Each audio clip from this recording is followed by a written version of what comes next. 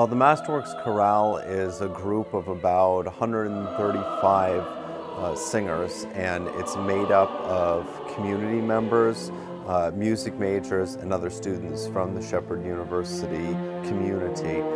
It sings with full orchestra every semester. It's called Masterworks because it sings the great masterworks of the past 300, 400 years.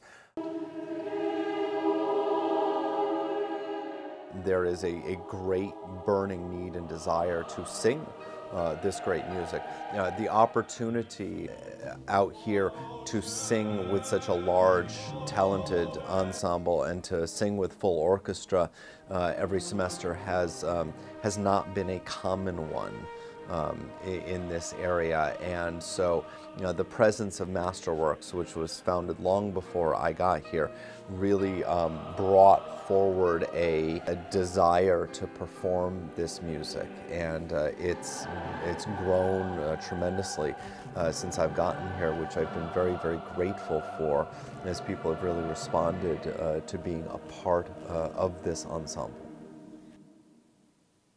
The hardest job I have, without a doubt, is trying to figure out what in the world to program for each semester.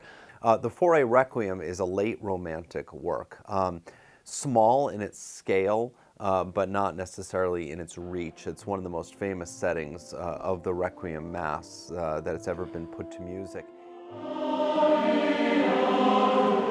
The music touches me because the music is gorgeous, and the meaning of the text just infuse that music with whole other levels of symbolism and subtlety. Every singer and every audience member will approach this music on their own level, and that is a great thing.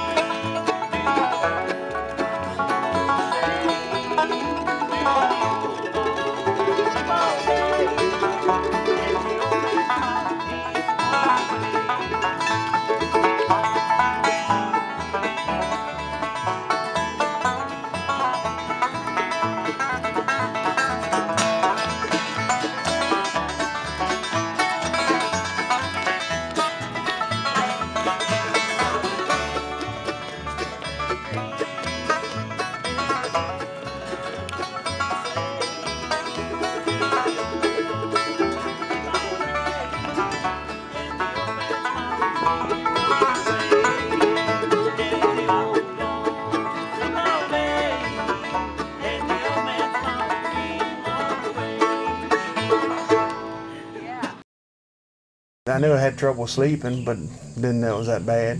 But one thing about it, just one of those, they say it always happens just a couple miles from the house. Well, it did. Dozed off, and when I hit a bump in the road, seen a tree, and well, that's all she wrote.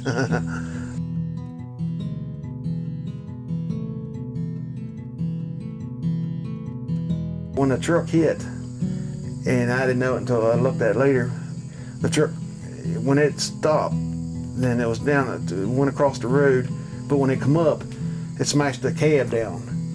The tree, that's how far that truck come up off the ground, the rear end of the truck. It come up far enough at the top of the cab. The tree done come back through the front fender and smashed the glass out, but the truck come up and it mashed the cab down on it. He actually called me from the hospital. I forgot about that. Yeah, me and him's asleep. Phone rings. Well, it took him 13 times to get a hold of me. I remember that. So when I sleep, I sleep. So eventually I answered the phone and he says, I'm in the hospital. I said, no, you're not. So I get up and walk out and look up the shop for him. His truck wasn't there. About that time, the nurse gets on the phone. Well, then it's time to go. I got him up and we went to the hospital down in Western Maryland. He didn't. I tell you, if I'd have seen his truck before I seen him, I'd been really worried.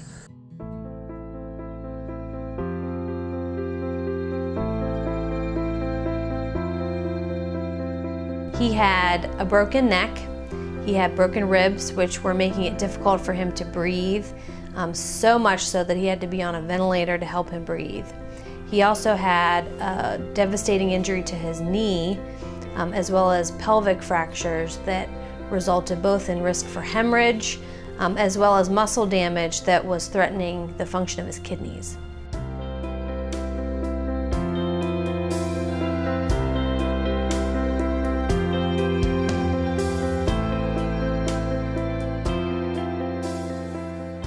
For patients like Christopher, their hospital stay is part of their recovery.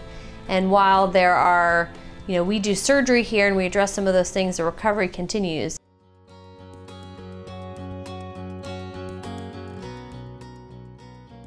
They put stainless screws, which I still got them, screws in my bone here. They put 2 of them here and they put 2 down here, and they went and put T-bars on them, and then they got stainless rods to keep my leg from not moving at all.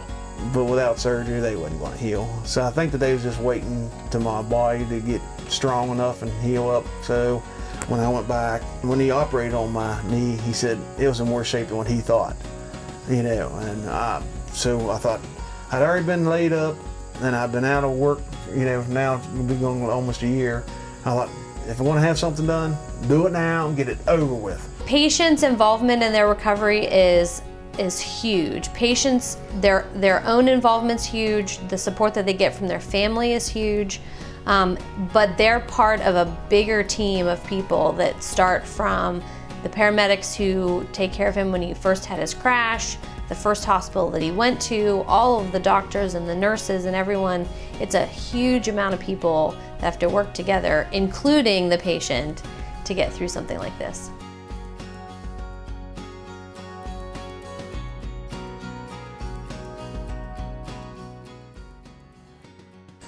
So you don't want that truck, do you?